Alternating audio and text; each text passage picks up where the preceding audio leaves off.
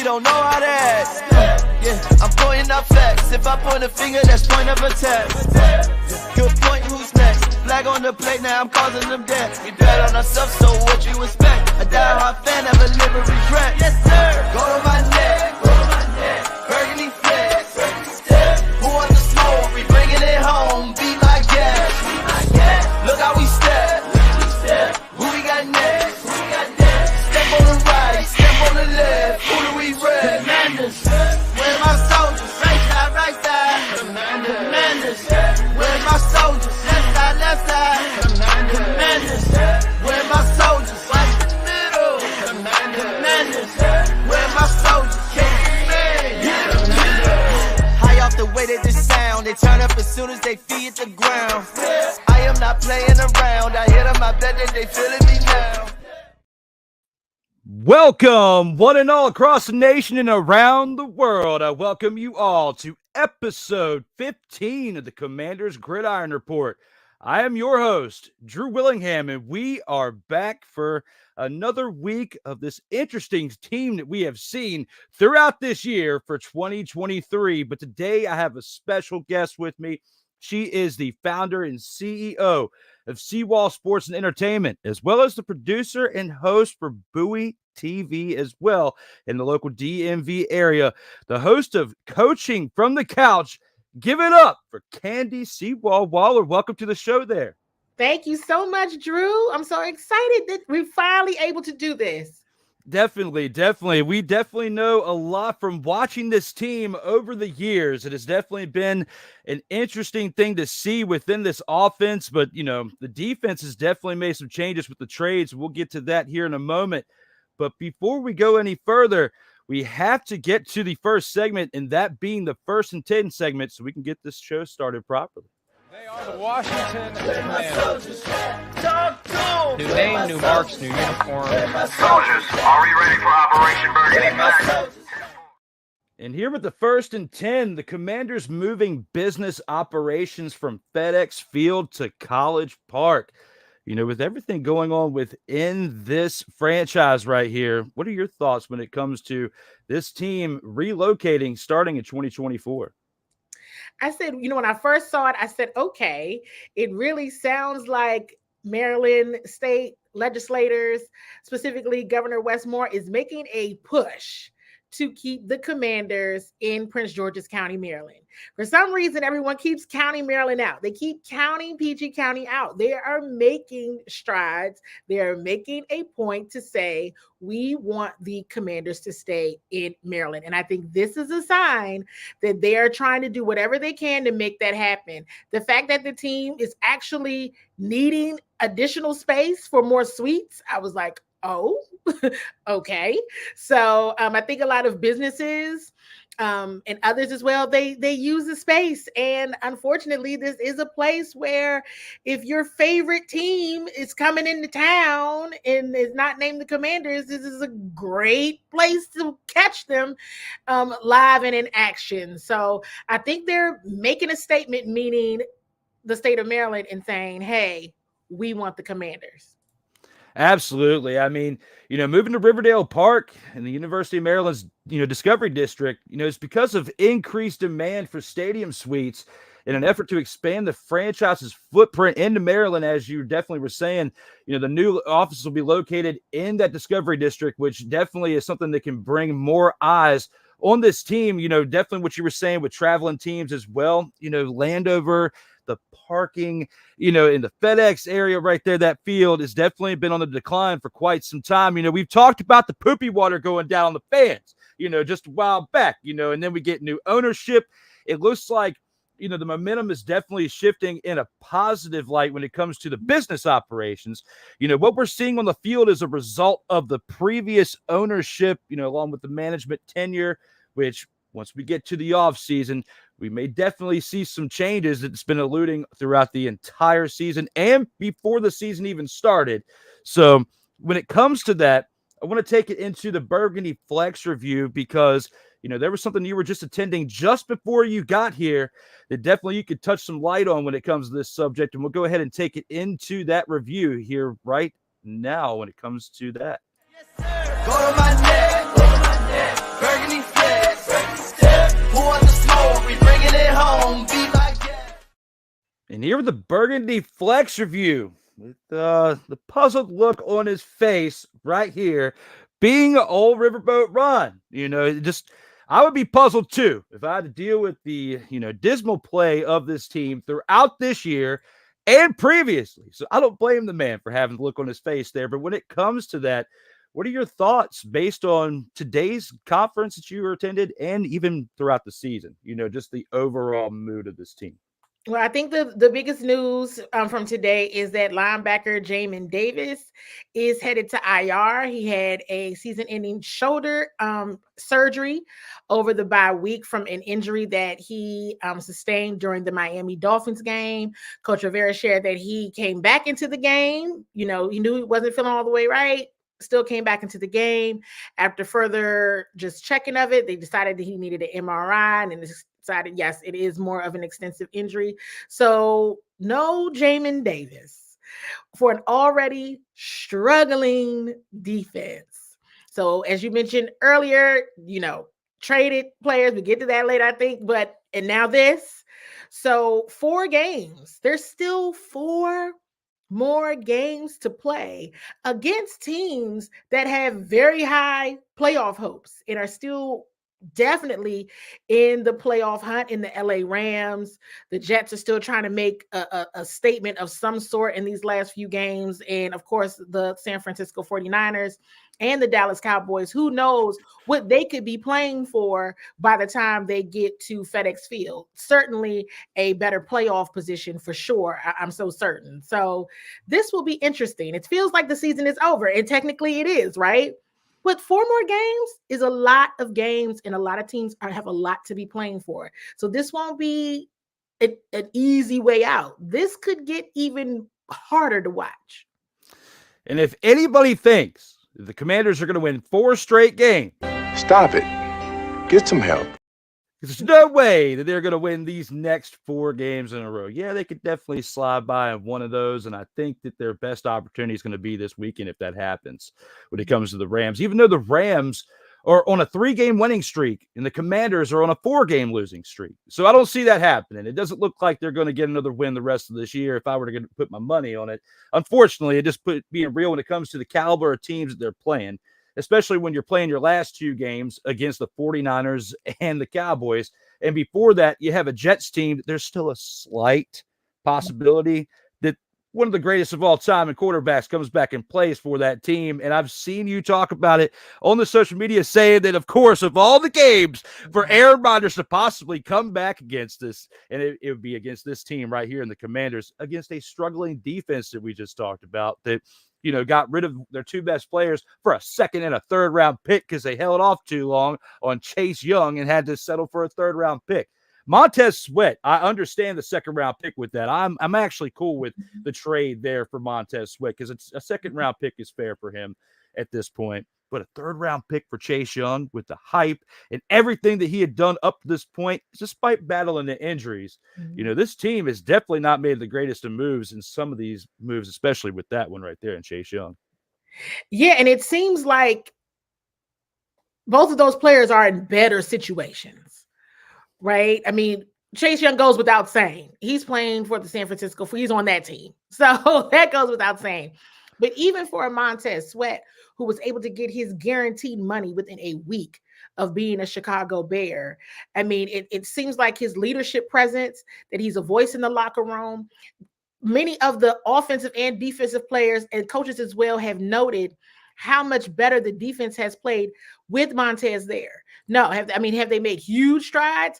Not necessarily, but the fact that your teammates and your coaches can say, there has been a difference since this person has been in the locker room. There's been a difference since this person has been on the field. He definitely didn't get the short end of the stick. When you turn around and look at, okay, Coach Rivera said, we still got a lot to play for. We haven't given up. We aren't doing this. It's kind of hard to sell. You weren't giving up on the season with trading Montez and Chase and only getting that 3rd back for Chase Young. So here we are, but those 2 players seem to be doing well, and their teams seem to be very happy with them. And much brighter, perhaps less confusion, maybe not for the Bears, but less confusion ahead for those players and the teams that they're on. But again, with Jamin Davis going out, with the already struggling defense, could be rough. This could be a rough 4 weeks ahead of us.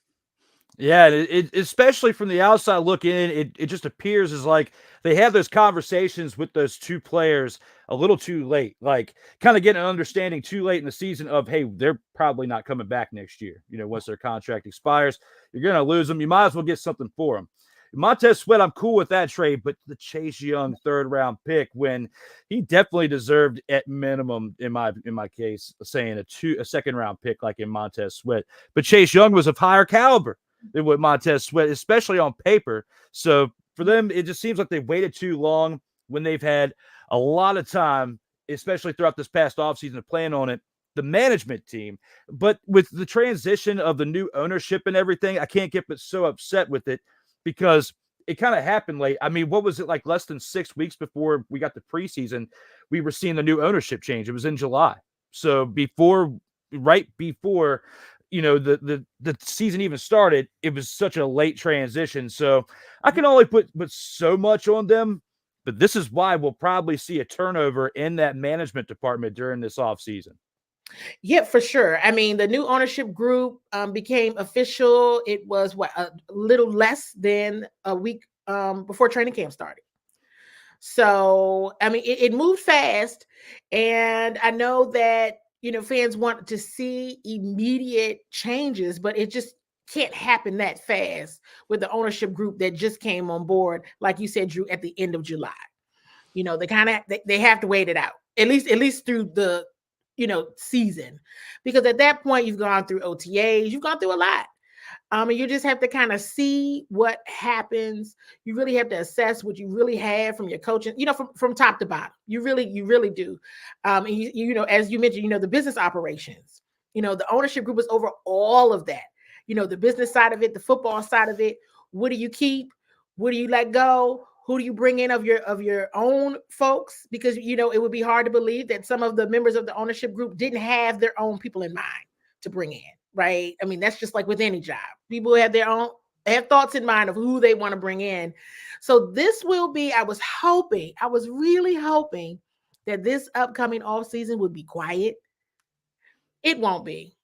It will not be at all. It will be very active, I'm assuming, as soon as the Commanders and Cowboys game is over on January 7th. I anticipate it being a very active offseason. Yeah, with us going this late in the season, I don't see any drastic changes between now and that final game of the year. If so, they would have done it already. The only thing I wish they kind of would have, I wish we could see more if EB is actually qualified to be a head coach, because with all the hype coming from Kansas City, and then here is the assistant head coach / offensive coordinator, what he has done with Sam Howell, despite how this season has gone, you can definitely see what he has done as far as a positive impact on Sam. But when you're taking almost 60 sacks in a season, when you're at 58 sacks at this point in the year through 13 games, it is absolutely atrocious to see that. I'm surprised the kid's not hurt. Like, he should be decrepit at this point for the amount of sacks, and not only the amount of sacks, but the impact of the sacks. This kid's gotten hit hard during at least, I went back and watched some highlights earlier today, and it was close to 50 of those 58 sacks were like really hard hitting, like impact ones. You gotta give it to the kid's toughness out there and his grit to stand tall in there. I mean, I always call him, I said, Sam Howell is a warrior. Like, he is a warrior, and he is doing it because he really wants to lead his team. He really believes in his teammates. And likewise, if we take it back a moment to think about the Giants game, when the Giants came to FedEx recently, and there was that late hit on Sam, and Curtis Samuel ended up throwing a few punches, and this is somebody who's a great teammate in Curtis Samuel, cool, calm, and collected. But I think in that moment, this is me speculating, just watching the game, I said, you know what?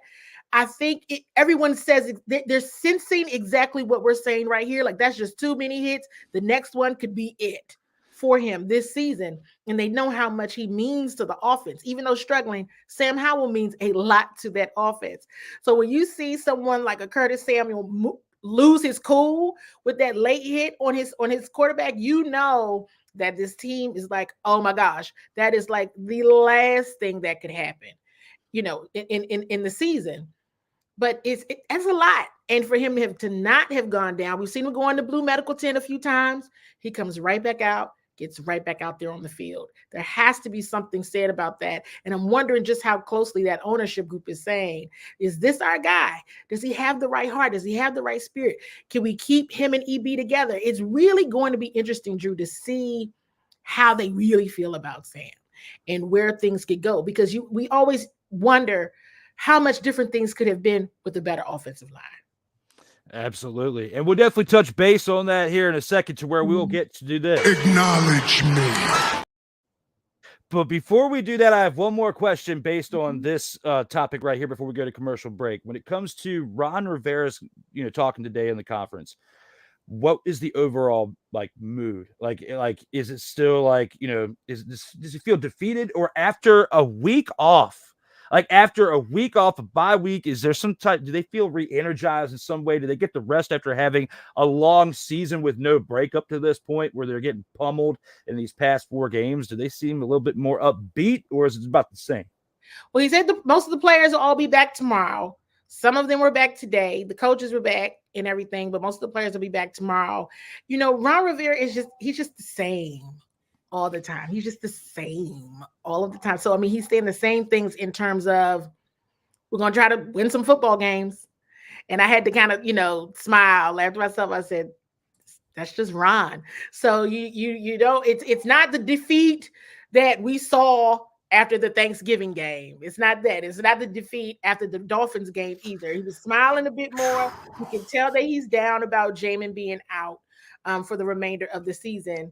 But he's still just saying literally the exact same things in terms of everyone playing to the best of their ability and their talent level and try to win some football games. Hey, the one positive thing I said about the comparison to the Dolphins and the Cowboys game was at least they scored 5 more points the next week. They only lost by 5 less points. So I tried to find some type of positive with there. Both games, the past 4 games have just been, 3 of the 4. The Seahawks game wasn't as bad. But when it comes to the past 3 games alone, they've been outright atrocious. So, but when it comes to the comments here, we got Melvin Turismo in the house saying, yo, along with Mickey Delaney jumping in saying, hi, Drew. Hi, Candy. How are you both? I'm doing great. Candy looks like she's doing great. We're having fun here on episode 15. And we've got, looks like one of your followers here on Facebook, if they don't keep EB and Sam together, I believe they're going to move off of Sam. Well, they had him last year, and I was giving him the hype after last year's game against the Cowboys in Week 18 because with what he did. I saw sparks there, and he did that without EB. So I think they should definitely not give up on him. But we'll get back to more of Sam Howell after the commercial break. We'll see you guys here on the other side. Commanders, where my soldiers, right side. Commanders, where my soldiers, left side. Football, and more football, you say? Well, tune in to Total Football Talk. Join your hosts, Drew Willngham. You were playing like a dumpster Pelican quarterback. And Cole Johnson. It sets up a possible play action. Did you hear that, Dak Prescott? As they take you through all the paces, both on the field and in the boardroom, of Total Football Talk. Every Tuesday at 9 a.m. Eastern, 8 a.m. Central. Exclusively on the Sertoba Media and the Comey Media Incorporated YouTube channel.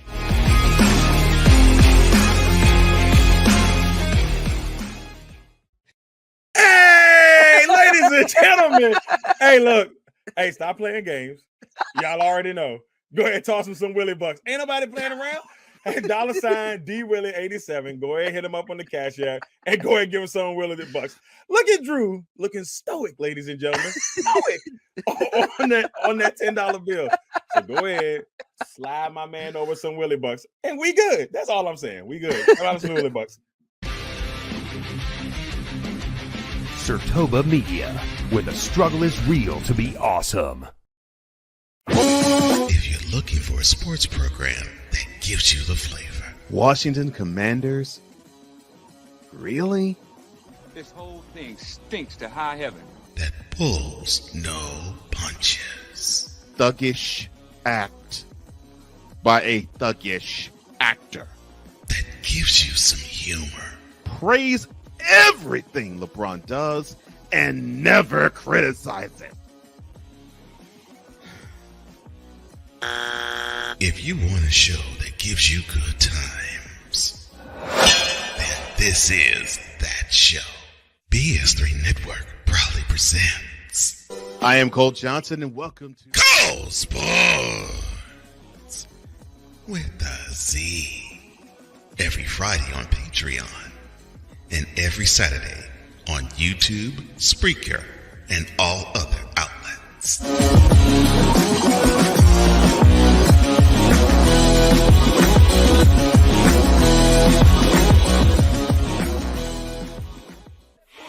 Commanders, where my soldiers, right side. Commanders, where my soldiers, left side. And welcome back from that commercial break. Candy, you should recognize that one voice in the Willie Bucks commercial is our own Darrell Owens right there, formerly Mr. Rollback, with the great commentary right there during an old episode of the In or Out Sports Debate, which, guys, coming very soon. Stick around to the stories, the Instagram and Twitter stories out there, so I'll be announcing when that show will be back after a 2-month hiatus. But without any further ado, this episode, we can't celebrate any Soldiers of the Week as, the Commanders had a bye week. So I picked the top 3 players in the NFL. Let's go ahead and check that out real quick. Where my soldiers, right side. Commanders, where my soldiers, left side. And here were the Soldiers of the Week. My picks for the Soldiers of the Week, I got to go with Brock Purdy. 19 of 27, only 8 incompletions for 368 passing yards, 2 touchdowns, 1 interception. Only because he had 19 incompletions, I had to put this man in second. But hey, other than that, he deserved to be in first if it wasn't for that. 24-43 for completions of the attempts for 316 passing yards, 3 touchdowns, 1 interception with 11 carries. 70 yards on the ground to help the Ravens in that win. And then a man I didn't think I'd be putting in this type of list anytime soon, and that being Zach Wilson for the Jets, keeping them alive for 27 of 36 completions of attempts for 301 passing yards and 2 touchdowns. And that is who I have for my Soldiers of the Week. Go ahead and take this into the next one because I definitely want to get Candy's take on this next one before the end of the show. High off the way that this sound, they turn up as soon as they feet hit the ground. I am not playing around. I hit them, I bet that they feeling me now. And here with the showstopper, another contribution from Darrell Owens, as you see that picture of Sam Howell right there in that graphic, along with, 2 coaches that we don't know who will be there next season as well. When it comes to this one, the showstopper topic, this right here, will Sam Howell be the starting quarterback next season? How do you feel about this, Candy, when it comes to everything we talked about before the commercial break in this question right here? I saw that comment from Marius. I'm still thinking because every team, every team that's a contender, who the quarterback is. You have to have your quarterback. And despite all of the challenges, all of the issues, and all of the sacks, we have to be honest. His numbers are impressive, right? And so I'm saying, what is there to say that they will keep Sam? Doesn't mean they won't draft another quarterback. Doesn't mean they won't draft another one. But say they keep Sam, make Eric Bieniemy the head coach, and Eric Bieniemy can bring in his own staff and keep who he wants or bring in other folks and truly get some truly stout, ready to play players, not players that you have to develop. So it's so critical. And I think that everyone saw exactly what I said earlier. What if they had a better offensive line? And understanding the importance of the investment in that line and how much it could have made a difference in Sam Howell's play. And the overall offense play. I think that Coach Eric Bieniemy could say he does become the head coach. Say he does. I think he would benefit from other assistants. Okay, you can bring in another offensive coordinator. Of course, they already need a defensive coordinator. But I think there's something to be said for this kid's grit. The grit, the resilience, the toughness, the short memory of still trying to make a play when you're down by 30 and just continuing to fight, that you just don't see that every day. You just don't see that. And you're losing and still trying to make something happen. I think that if they can if Coach Bieniemy also can learn from some of, I think, some of his areas of improvement, of really honing in on what really worked for Sam, what the offense really looks like when Sam is moving about in the pocket and all, where he's strong. I think they can do some things. Immediately going out and getting another quarterback sets you back already. It already sets you back. And you just have to have some stability at that position in order to make a statement. And you got to have a strong, as we're all seeing, right? You had one of your top players, Brock Purdy. Who would have thunk it, right? Who would have known that your third stringer was going to end up becoming your starter? So you have to have great backups that can see you through at that quarterback position. If you don't have your quarterbacks locked in, you're pretty lost. So if this ownership group says, hey, this kid's got the right attitude, he didn't give up, and I don't know about anybody else. I don't know who would not give up after 58 sacks, but this kid is not. I think it's something to be said that, yeah, why not? But that doesn't mean you don't draft another quarterback. Yeah, I mean, because we saw technically Sam Howell was the third stringer last year. He was elevated up to starter. So not quite the success is what Brock Purdy's had with San Francisco, but they're two different teams around him. He has an offensive line and a lot of help around him, as to where, had they not spent that money on Carson Wentz 2 off seasons ago, could have invested in the offensive line. You could have seen what you had with Taylor Heineke for one, but then when it didn't work out, you could have put in Sam Howell. Same deal with last year. Sam Howell would have just came in a little bit earlier, and we might have seen a little bit more of a better Sam Howell more than in just one game. They could have built around him during this past offseason a little bit better, and who knows. But with the shambles of what the upstairs front office was, this is a result of all of that chaos and formulated onto the field. And you have a diamond in the rough in Sam Howell, in my opinion. I mean, because like you said, you proved the grit. He's taken 58 sacks in 13 games, along with the fact that he's thrown for almost 3,500 yards. He's at 3,466 yards, 18 touchdowns, 14 interceptions, and that is just in the air. He's been doing some damage with his wheels on the ground too, moving the ball when he has to with his legs and being smart with sliding. Something we wish we would have seen with RG3 back in the day, over 10 years ago, but shoulda, coulda, woulda. We can't go back in time with that. But with Sam Howell, I feel like, in my opinion, and I've been saying it since last offseason, people were saying that I was putting too much hype around him, that you have something special with the kid. And he has been proving it this year, because although they have 9 losses until these past 3 games that they've lost, they were in it for all the other games that they had lost pretty much, except for one. There was one other blowout loss. But other than that, the majority of their losses, I would say 5 of the 9, they were in it until the end pretty close. And, a possession or two would have made a difference. But coaching and some of the overall talent, especially with the foundation built within that offensive line, which we've been discussing for years, has been an issue.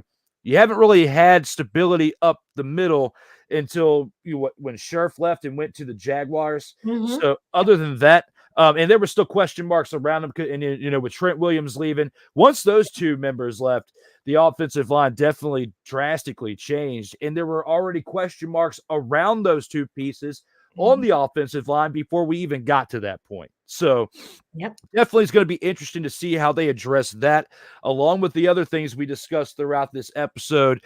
But before I go any further, I definitely want to thank you for your time that you've spent with me here for 30 minutes on this show. we definitely had a great time. Look forward to doing it again with you sometime down the road. I know you got to check on out and get to another previously scheduled event, but thank you for penciling me in and fitting this into your busy schedule. I greatly appreciate it. Drew, this was awesome. What a fun show. I had a great time. Listen, let's try to do this again. And like I said, this off season is not going to be a quiet one. So for the remainder of the season and throughout the off season, trust me, you can always count on CWall to come on. If I have the time, let's get it scheduled, and I'd love to come back on. I appreciate it. Sounds like a plan. And with that being said, guys, we're going to go ahead and take this into one more commercial break, and then I'll see you on the other side for the last two segments. Thank you again. I'll see you later on there, CWall. See ya. Commanders, where my soldiers, right side. Commanders, where my soldiers, left side. Everything Boston. I love you morons. You kids from the block, New Edition. Dear whatever the law firm is. Sincerely, the U.S. Supreme Court. Ben Affleck, Matt Damon. Go yourself again, Jason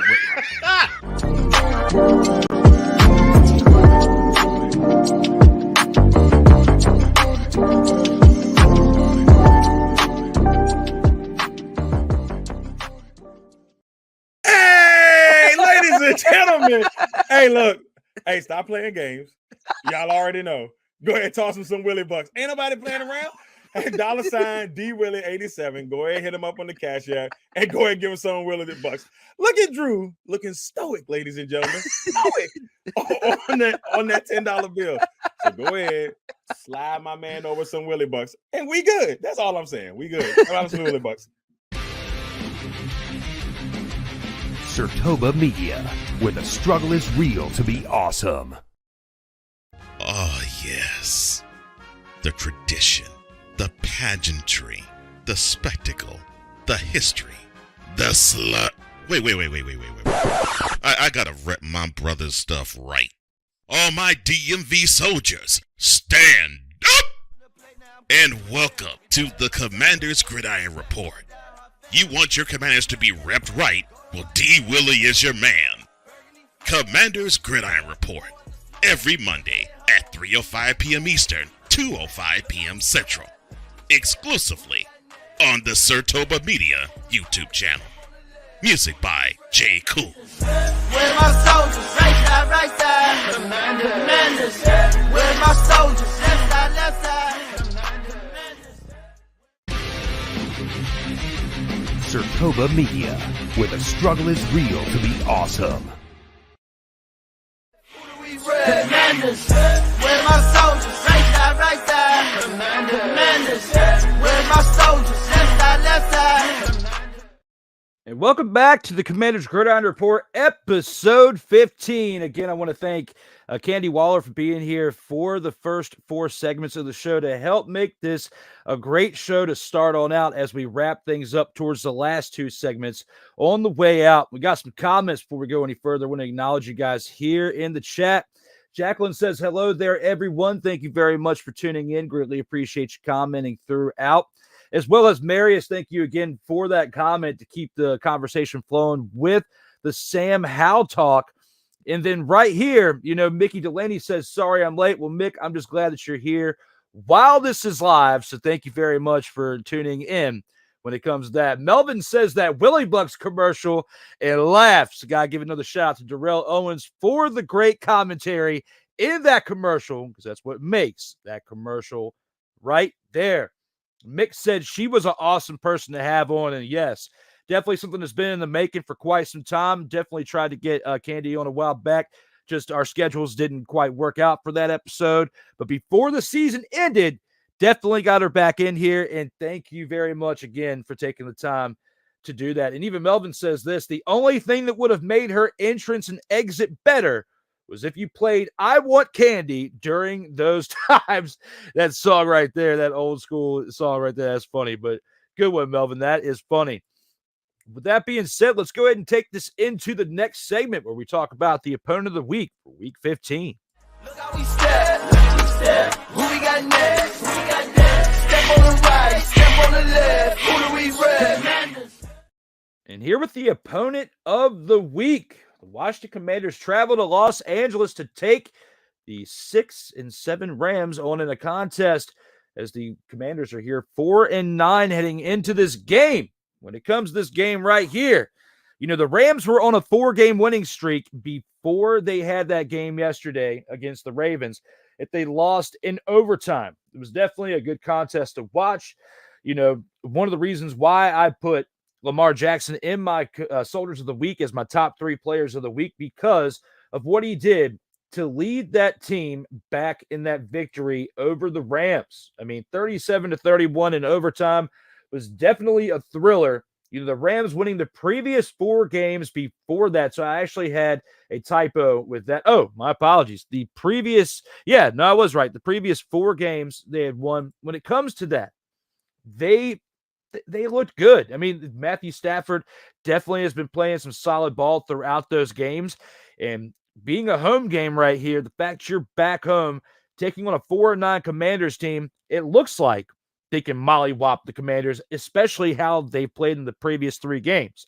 But let me remind you, they've had some time off now. They've had a bye week to rest up, finally get this game plan a little bit more honed in as far as the defensive side, because the amount of points that they are giving up, doing their best to try to muster something together.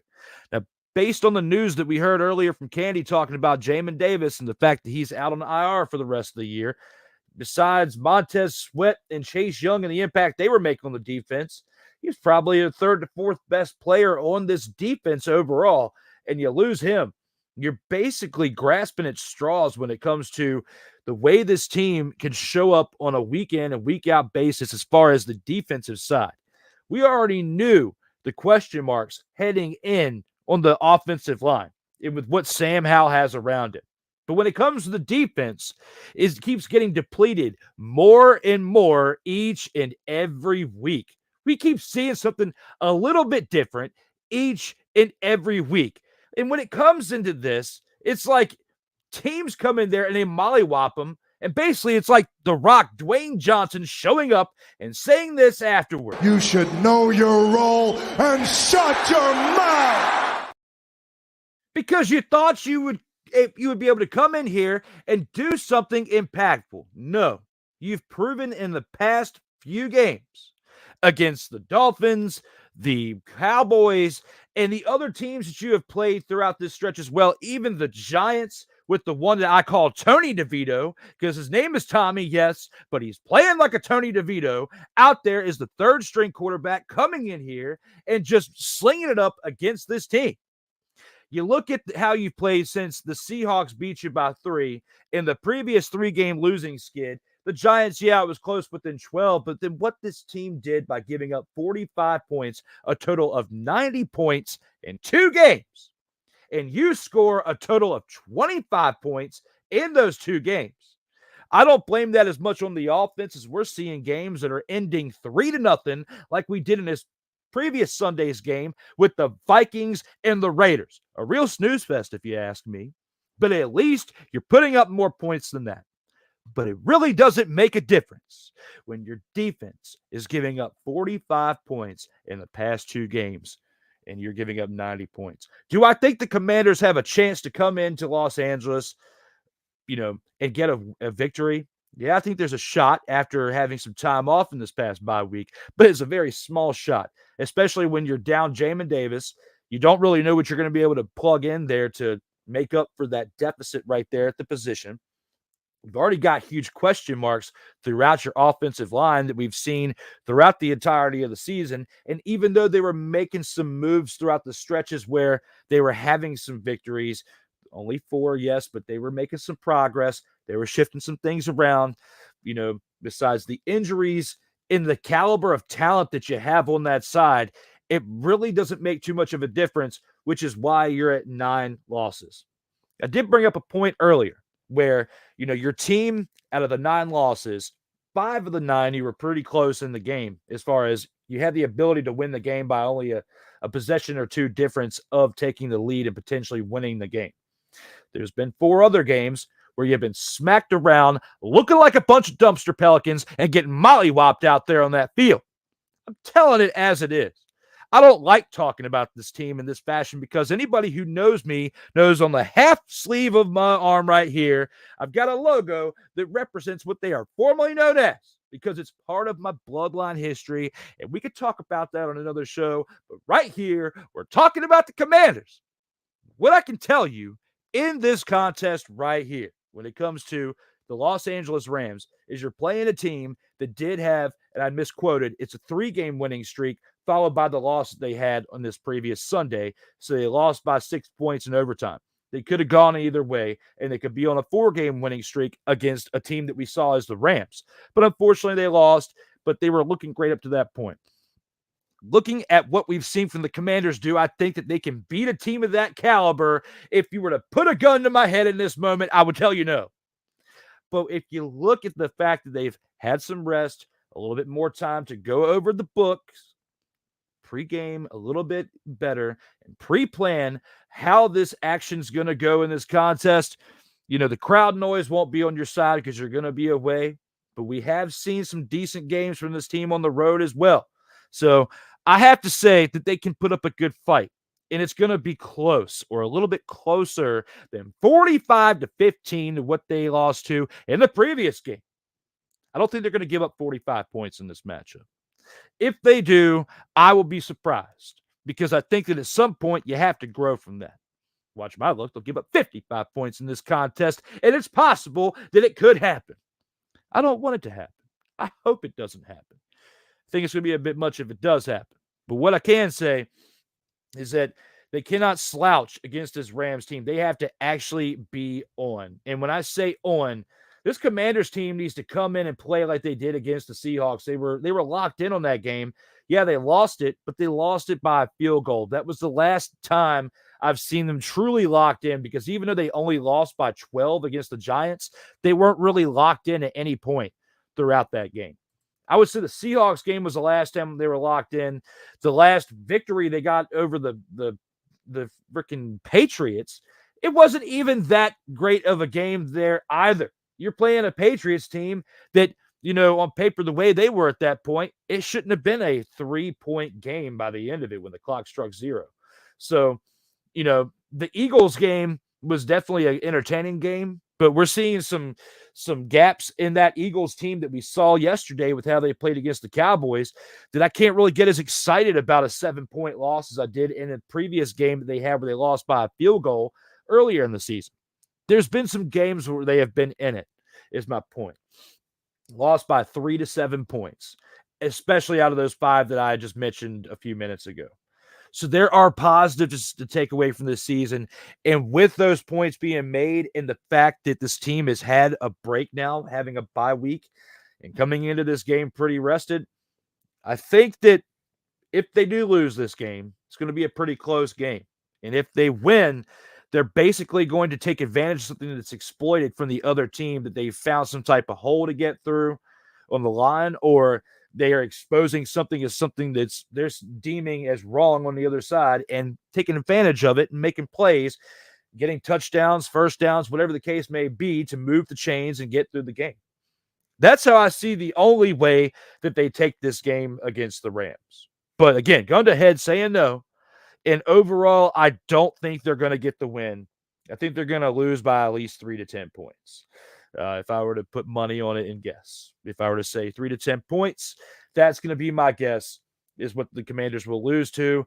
They will continue to lose throughout the next 4 games, have a decent draft pick in this upcoming draft, and hopefully, based on with what I was just talking about with Candy and what I've been saying for the previous 14 episodes throughout this year, I hope they stick with Sam Howell. He's taken 58 sacks, but again, before the year's over, if you stick with him throughout the rest of the season, the kid's going to throw for over 4,000 yards and over 25 touchdowns. If you stick with him at this point, I think that he's going to throw for 25 or more touchdowns and get to about 4,200 yards passing in this year, which, based on the talent that's around him as far as the offensive line and what's blocking, I think is going to be a pretty successful year for Sam Howell, considering what he's working with. And yes, you got Terry McLaurin and you got a decent tight end squad there as well. But other than that, The running back core has got several big questions along that side when it comes to the caliber of talent that you got there and what you've been getting is production for that. And that's basically a result of the offensive line because you can only do but so much when you have the blocking. But again, with the question marks in the running game, the question marks on the offensive line, and for you to basically have Scary Terry and a couple other weapons on your side to do that is really remarkable. So shout out to him.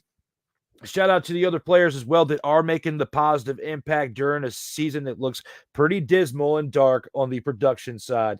I have to give it to those players. And for this, unfortunately, though, when it comes to that, the great flowers that I gave in a tumultuous situation of shade, I have to say that the Rams are going to take this game on Sunday. And we got a couple comments here. It looks like Mick's saying that he shared the show. Well, thank you, Mick, for sharing the show.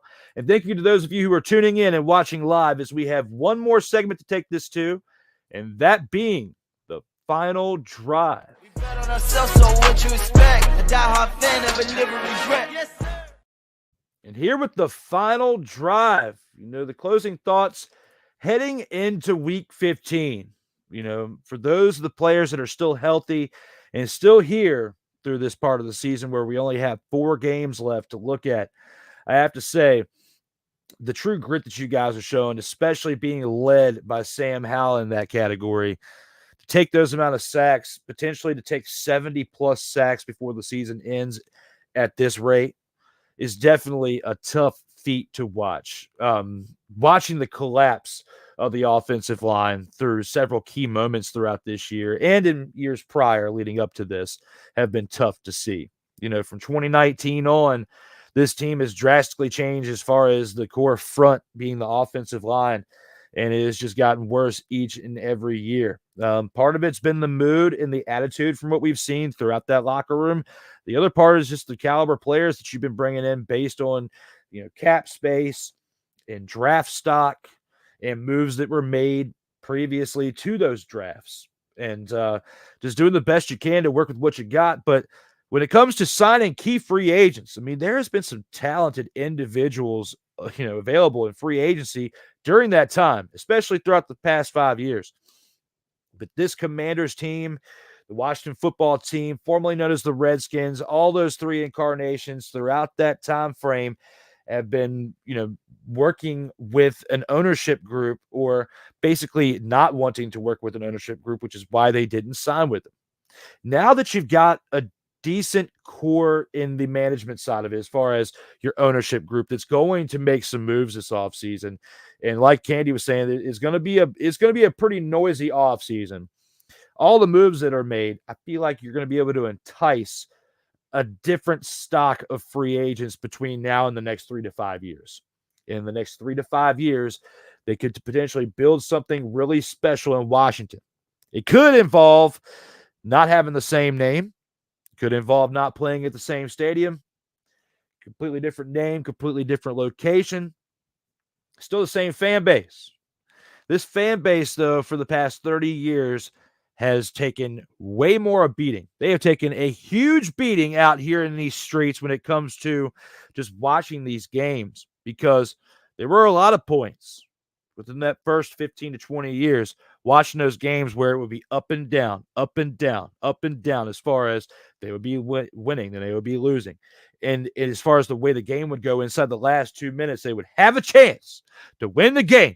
And then they would either let you down or win in some dramatic fashion, like they did when they scored back-to-back touchdowns in less than 4 minutes of Monday Night Football to beat the Cowboys after a deficit of 13-0 and beat them 14-13 back in 2005. Oh, I remember that game when they were formerly known as the Redskins. This team is probably had the more results of cardiac arrests in the past 30 years than any other team in the NFL, in my opinion. Over the past 30 to 35 years, it's probably had more fans having cardiac arrest during the game because of a result of watching this team. At least this year, you kind of knew what you were getting yourself into. It was unfortunate because that first 4 to 6 weeks, they were doing pretty good, playing pretty solid. And even the couple games they did lose, they were still in it for the mix at that point. Looking at it at this case, there's going to be a lot of changes during this offseason. There has to be, because there's not much this team can do, even during their bye week in preparation, to improve from giving up 35 points one week and 30 points the next.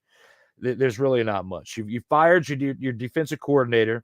You're at a point in the season where you really can't afford to fire your head coach because you're still going to be paying him anyway. So you might as well just have him sink with the ship. And now, you basically got to assess what you got for next season.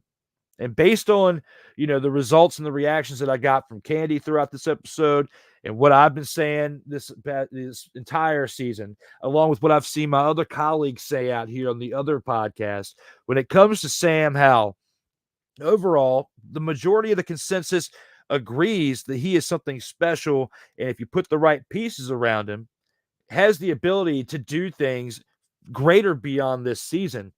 And I believe that he can do it with or without EB because of what he proved to me in that Week 18 game last year against the Cowboys. And yeah, people again were telling me during the offseason that I was drinking too much of the Sam Howell Kool-Aid. Well, look at it right now. He's only got 4 wins, and he's less than 400 yards away. Well, no, less than 600 yards away, a little over 500 yards away from breaking 4,000 passing yards. There's not many players. There's not many quarterbacks that can still sling for nearly 4,000 passing yards inside of only 4 victories of the season with 4 games left of the season. And keep in mind, before we recently, within the past couple seasons, went to 17 games in a year, if it was at the point previous to that, we would only have 3 games left. And the fact that we're only got 3 games left in that span, if it was only 16 games. And he has this many passing yards in this time frame, won only 4 victories on a season at 4-9. It speaks volumes. He is a talented quarterback and working with very little.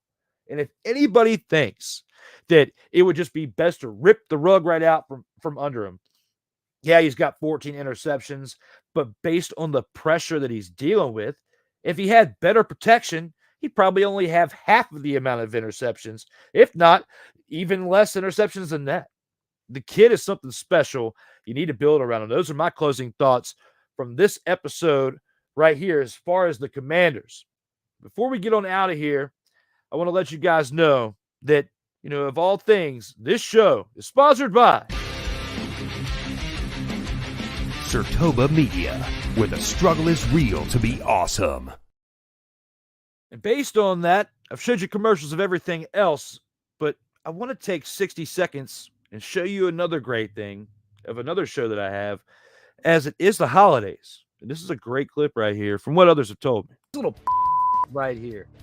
Look at the inside of these cakes. Now, when you bite into it, just as I demonstrated while you were talking at the beginning of your discussion right there, I could taste the drugs inside of this cake, Sick. I could taste the addiction within the cream filling of this cake right here, to where they not only us with that cake right there, but they made an ice cream out of it. They made an ice cream out of it. A 1-pint Christmas tree cake ice cream. Look at that little just smile up there. Look, she is up to no good on there. Look at that. Look at that smile on there, Sick. She knows that she got you. Got him is what's in her mind right now. Acknowledge me. Look at that little smile right there. She's up to no good. D. Willie in the evening. Thursdays at 11:15 p.m. Eastern, 10:15 p.m. Central. Exclusively on Sertoba Media, where the struggle is real to be awesome. You can check out that show on Thursday nights, 11:15 p.m. Eastern, here on Sertoba Media, where the struggle is real to be awesome. This Thursday, though, actually taking the night off from that show, as we've done 11 episodes already. You can check it back next week on Thursday night there on December 21st, as we'll have one more episode before the holidays. So, guys, it's been one great episode here. Again, got to thank Candy Waller again for taking the time to be here for episode 15. Had a blast with her and definitely had a blast with those of you who definitely were here along in the comments. Thank you to Mickey Delaney for sharing the show, and to those of you out there who also shared it as well and commented throughout, and hope to see you again at some point down the road when it comes to the Commanders Gridiron Report. Thank you as always to A7BN Sports and as well as Team MBS Media to help me out here with broadcasting this show, and to those of you who have had eyes on it throughout this past hour of time. Episode 15 is in the books. I will see you guys next Monday with episode 16 as Darrell Owens of Legacy Maker Sports Network and Bowie TV will be joining me next week for episode 16, as we will have 1 hour of greatness. What? I said 1 hour of great. What? To keep it 2 weeks in a row of great. What? Oh! Yeah. Yeah. Definitely looking forward to that next week. Again, thank you all for tuning in. We've only got one more thing left to do, and that is looking one awesome outro. As always, stay safe out here in these streets. Where my soldiers, right side, Commanders. Where my soldiers, left side, Commanders. Where my soldiers, watch the middle, Commanders. Where my soldiers, now we step. Where my soldiers, right side, Commanders. Where my soldiers, left side, now we step. Where my soldiers, watch the middle, Commanders. Where my soldiers,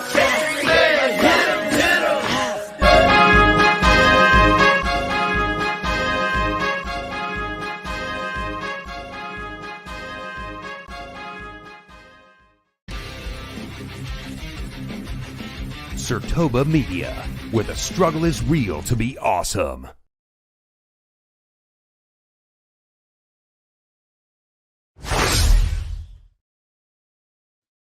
You ain't got to go home, but you got to get on up out of here. Thank you again for tuning in, and as always, stay safe out here in these streets.